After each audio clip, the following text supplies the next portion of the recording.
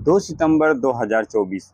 ये एक ऐसा दिन था जिस दिन शायद एक पिता के लिए और एक बेटी के लिए बहुत ही घटिया और बहुत ही बेकार दिन, इससे बुरा दिन शायद हो ही नहीं सकता।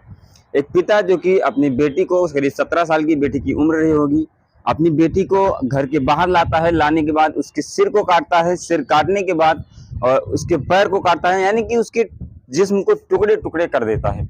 आखिर उसकी क्या वजह थी, उसने क्यों ऐसा किया, आज हम यही जानने की और समझने की कोशिश करेंगे।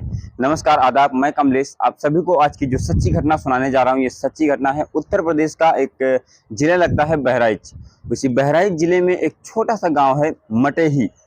उस मटेही गांव का रहने वाला एक व्यक्ति जो कि जिसकी 4 बेटियां हैं, उसकी पत्नी है, उसके घर में हंसी खुशी से पूरा परिवार चल रहा था। लेकिन अचानक एक ऐसा मोड़ आया जहां पर उसके पूरे परिवार की स्थिति जो है वो बहुत ही खराब हो गई। पिता जेल चला गया, बाकी सारे घर में लोग परेशान हो गए। तो आखिर वजह क्या थी? दरअसल उस घर की जो बड़ी बेटी थी वो एक लड़के से प्रेम करती थी, जो कि गांव का ही लड़का था। उस लड़की से प्रेम करती थी। प्रेम प्रसंग इतना आगे बढ़ चुका था कि गांव जमार में हर जगह के लोगों को वहां पर पता चल चुका था। जब ये बातें धीरे धीरे फैल जाती हैं और उस पिता के घर तक पहुंचती, यानी कि उस लड़की के घर तक पहुंचती है, तो शायद ये कहीं ना कहीं बहुत ही बड़ा बेइज्जती जैसा महसूस होता है उस पिता को। फिर वो पिता अपनी बेटी को समझाता है कि बेटा ऐसा मत करो, मैं तुम्हारी जल्दी शादी कर दूंगा। शादी इस वजह से नहीं कर पा रहा था क्योंकि वो थोड़ा सा मिडिल क्लास का फैमिली का आदमी था। थोड़ा सा परिवार में दिक्कतें होती हैं, जहाँ पर मिडिल क्लास फैमिली होती है वहाँ पर पैसों की बहुत सारी दिक्कतें आती हैं। इस वजह से वो अपनी बड़ी बेटी की शादी नहीं कर पा रहा था।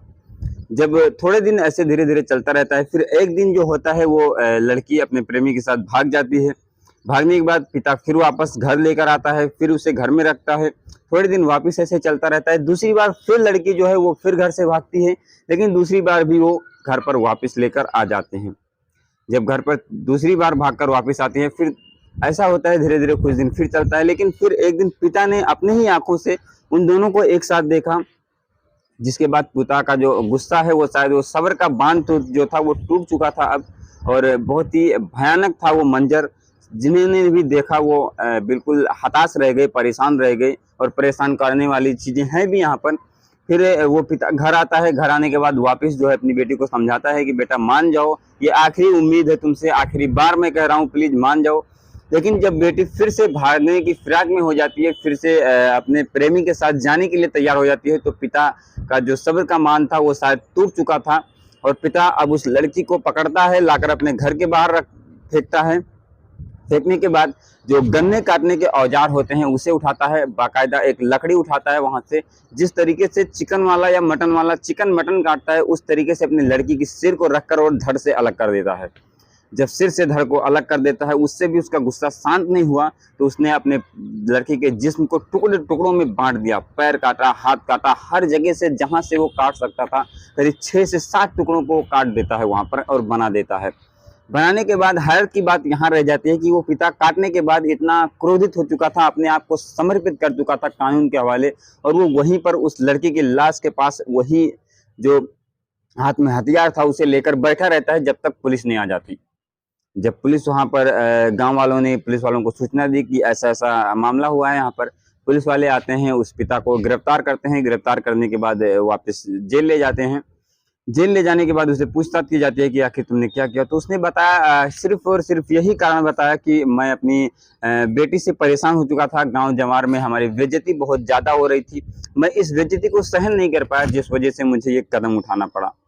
बाकी अब प्रेमी के साथ भी कोई ना कोई कार्रवाई जरूर से होगी। पुलिस उसमें छानबीन कर रही है और तलाशने की कोशिश कर रही है कि आखिर किस किस का हाथ था इसके पीछे।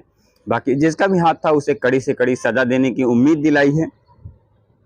बाकी आप लोग इस घटना के बारे में क्या सोचते हैं, हमें कमेंट करके जरूर से बताना। इस घटना को सुनाने का मकसद किसी को हैरान करना, किसी को परेशान करना नहीं है, बल्कि लोगों को जागरूक करना है कि ऐसे ही प्रेम प्रसंग में पड़कर बहुत सारी जिंदगियां बर्बाद हो चुकी हैं और आगे हो सकती हैं कि बर्बाद हों। उम्मीद करता हूं कि आप लोगों को जो भी हमने बताया वो शायद आप लोगों की समझ आया होगा। तो चलिए मिलते हैं किसी नए वीडियो में किसी नए घटना के साथ। तब तक के लिए जय हिंद, जय भारत। और हाँ, अगर जाते जाते मैं यही कहना चाहूंगा, अगर आप लोगों को ऐसी घटनाएं आप लोग जानना चाहते हैं देश दुनिया के बारे में, तो हमारे इस चैनल को सब्सक्राइब जरूर से कर लेना, बेल आइकन को प्रेस कर लेना। आगे आने वाली वीडियो की नोटिफिकेशन आप तक सबसे पहले पहुंच